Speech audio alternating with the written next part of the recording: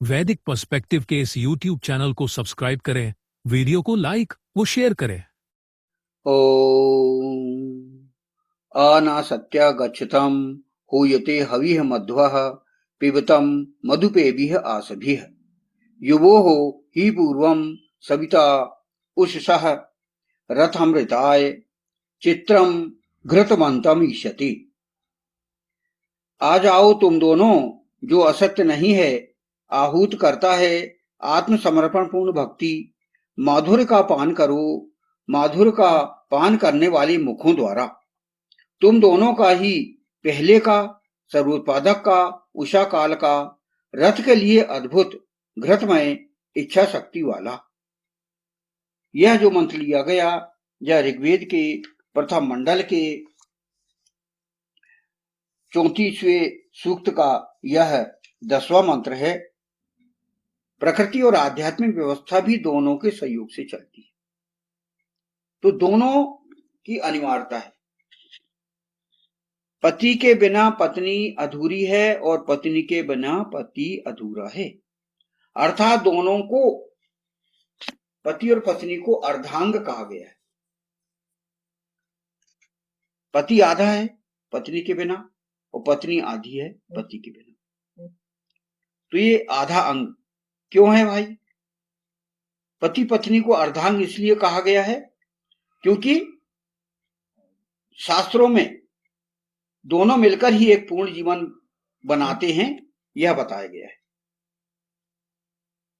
अर्धांग का अर्थ है आधा अंग, अर्थात पति और पत्नी एक दूसरे के बिना अधूरे माने गए हैं,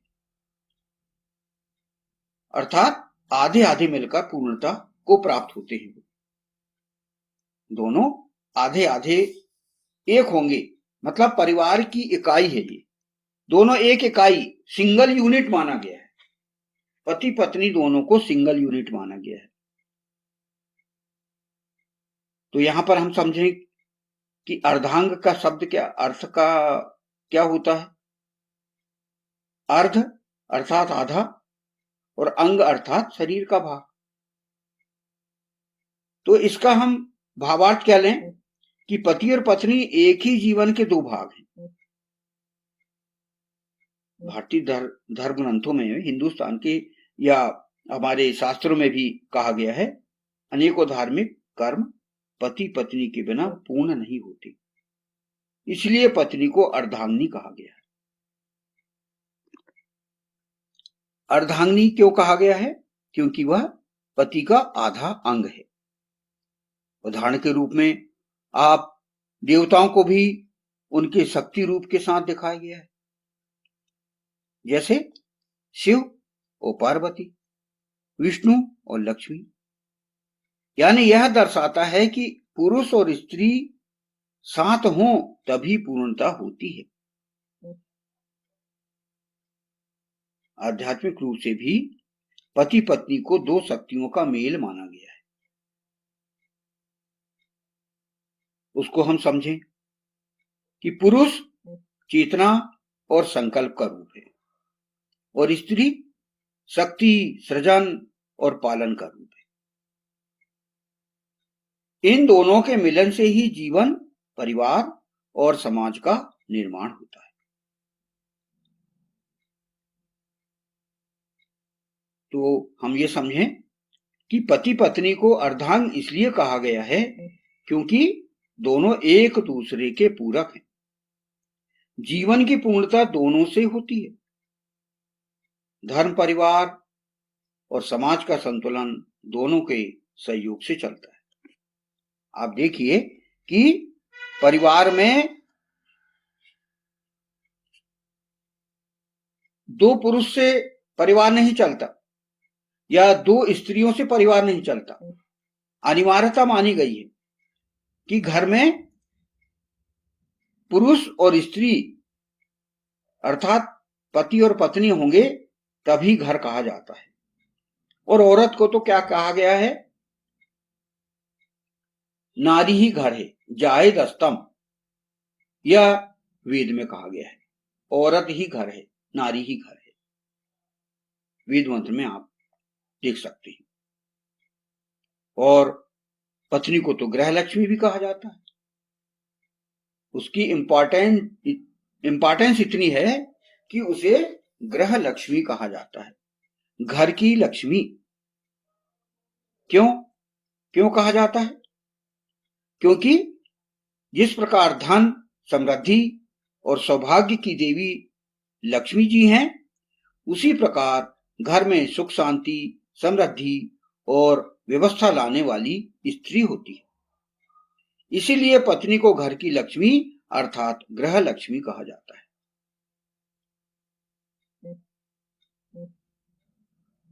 घर की समृद्धि का आधार है वो। घर की व्यवस्था, भोजन, पालन पोषण और परिवार की देखभाल का मुख्य केंद्र अक्सर पत्नी ही होती है। उसके गुणों से घर में सुख शांति और समृद्धि आती है, इसीलिए उसे गृह लक्ष्मी कहा जाता है। फिर परिवार में प्रेम और ममता, स्त्री के स्वभाव में समानता है। ममता, करुणा, त्याग अधिक माना गया है। ये गुण परिवार को जोड़कर रखते हैं और घर को स्नेहपूर्ण वातावरण देते हैं। यहां हम समझ रहे हैं कि पत्नी को गृह लक्ष्मी क्यों कहा जाता है, इनके कारणों का हम पता लगा रहे हैं। ये आपने 2-3 कारण आपने देखे कि घर की समृद्धि का आधार भी वही है, परिवार में प्रेम और ममता उसी के कारण रहती है, और धार्मिक दृष्टि से भी अब हम देखें कि ग्रंथों में भी जहां स्त्री का सम्मान होता है वहां देवताओं का निवास होता है, यह कहा गया है। कहां पर कहा गया है उसका हम मनुस्मृति में देख सकते हैं। मनुस्मृति में कहा गया है कि यत्र नार्यस्तु पूज्यन्ते रमन्ते तत्र देवताः। जहां स्त्रियों का सम्मान होता है वहां देवता प्रसन्न होकर निवास करते हैं। तो ये मनुस्मृति का आप उदाहरण देख सकते हैं। और लक्ष्मी का प्रतीक क्या है? लक्ष्मी का प्रतीक है, स्त्री को धन, सौभाग्य और शुभता का प्रतीक माना गया है, इसलिए उसे देवी लक्ष्मी के समान मानकर गृह लक्ष्मी कहा जाता है।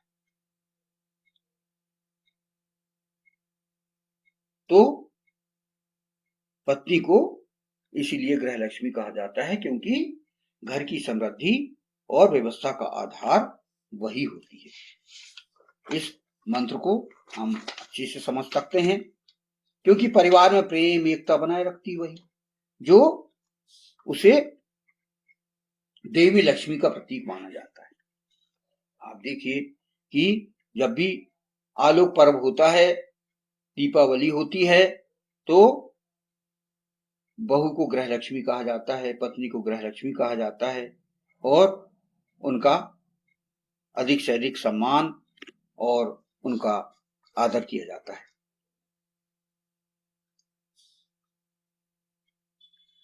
तो इस गृह लक्ष्मी, घर की लक्ष्मी की व्यवस्था या सम्मान या आदर कब तक है?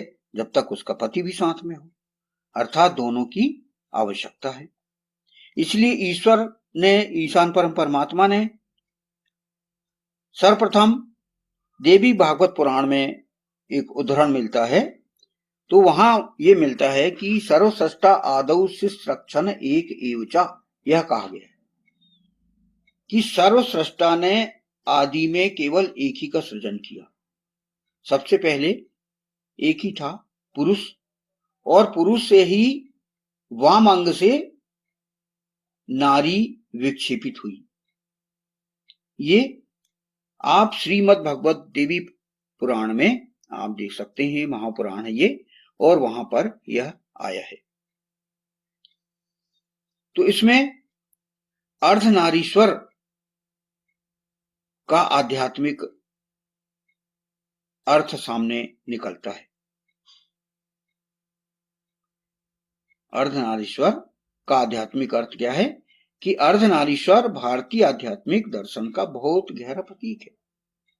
आधा पुरुष और आधी नारी, नर और नारी का संगम, ये आपको स्टेचू मिलेंगी, कई मूर्तियां मिलेंगी, कई वो देखने को मिलेंगी। तो वो आधा अर्थात अर्ध, नारी अर्थात स्त्री, और ईश्वर जो परम शक्ति होती है, अर्थात ईश्वर का आधा भाग पुरुष और आधा भाग स्त्री।